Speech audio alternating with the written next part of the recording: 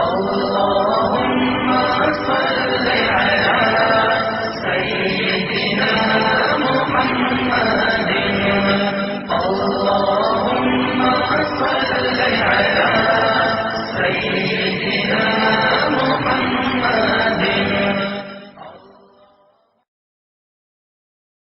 چنانچہ ہم اپنے بچپن میں اپنے محلے میں ایک بوڑھی عورت کو دیکھا کرتے تھے. وہ پاگل تھی. بچے اس کو تنگ کرتے تھے, کنکر مارتے تھے. تو مجھے میری امی کہتی تھی, بیٹا اس کو کبھی نہ تنگ کرنا, کبھی کنکر نہ مارنا.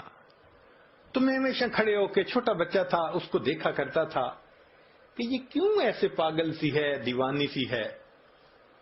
جب بڑے ہوئے تو پھر والدہ نے اس کا قصہ سنایا.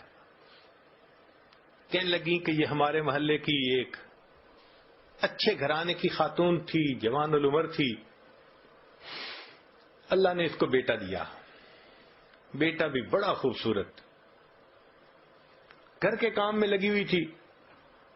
اب بچہ اپنی ماں سے بہت اٹیچڈ تھا. کچھ بچے ہوتے ہیں نا, گود کا چسکا ہوتا ہے کہ ہر وقت ماں ہی گود میں اٹھائے رکھے. وہ بھی اسی قسم کا بچہ تھا. اس عورت نے کوئی کام سمیٹنا تھا تو یہ اس بچے کو فیڈر دے کے لٹا کر گئی کہ تم اب جو ہے نا لیٹ جانا, اب باہر مت آنا, مجھے کام سمیٹنا ہے. اور بچہ فیڈر پہ کے پھر باہر. وہ تو معصوم بچہ تھا, چھوٹا تھا.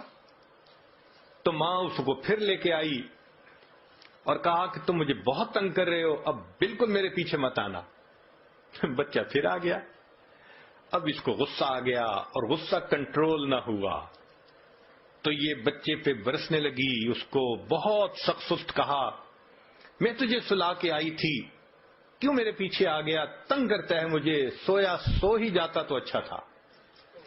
جب اس نے یہ الفاظ کہہ دیے نا کہ تو سویا سو ہی جاتا تو اچھا تھا, اللہ کی پکڑ آ گئی. مگر اللہ نے اس وقت اس کے بیٹے کو موت نہیں دی.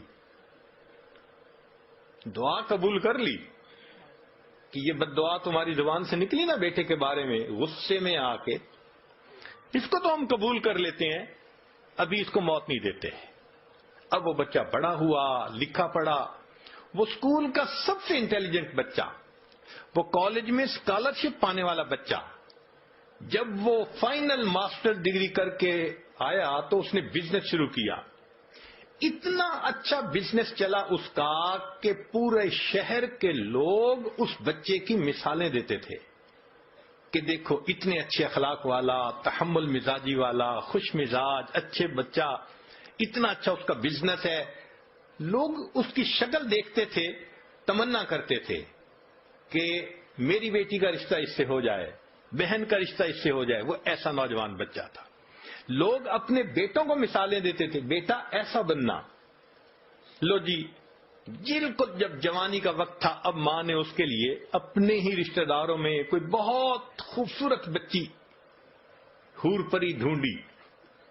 پھر اس کے لیے بڑی تیاریاں, پیسے کی کمی نہیں تھی. جب سب چیزوں کی تیاری ہو گئی اور شادی میں ابھی صرف 3 دن تھے, اللہ کی شان کہ بچہ اپنے ہی گھر میں چل رہا تھا, فرش دھویا تھا اور ابھی گیلا تھا, پاؤں جو پھسلا, یہ نوجوان سر کے بل گرا اور اس کی موت آ گئی. اللہ نے پھل کو پکنے دیا. جب پھل پک کے تیار ہو گیا تب اللہ نے پھل کاٹا. اب تجھے سمجھ لگے گی کہ تو نے میری کس نعمت کی ناقدری کی تھی. ماں کے ذہن پہ اتنا صدمہ اس کی موت کا ہوا کہ وہ ذہنی توازن کھو بیٹھی. وہ گلیوں کے اندر بس تن کے چنا کرتی تھی. تو کبھی نقد سزا ملتی ہے, نکیر, اور کبھی اس میں تاخیر ہو جاتی ہے. آج بہنیں چھوٹی چھوٹی بات پہ بھائیوں کو بد دعائیں دے دیتی ہیں اور پھر بڑے ہو کے انہی کے لیے پھر بیٹھی رو رہی ہوتی ہیں, حضرت میرے بھائی کے لیے دعا کریں وہ نیک بن جائے, میرے بھائی کے لیے دعا کریں اس کی شادی کی زندگی میں مشکلات ہیں.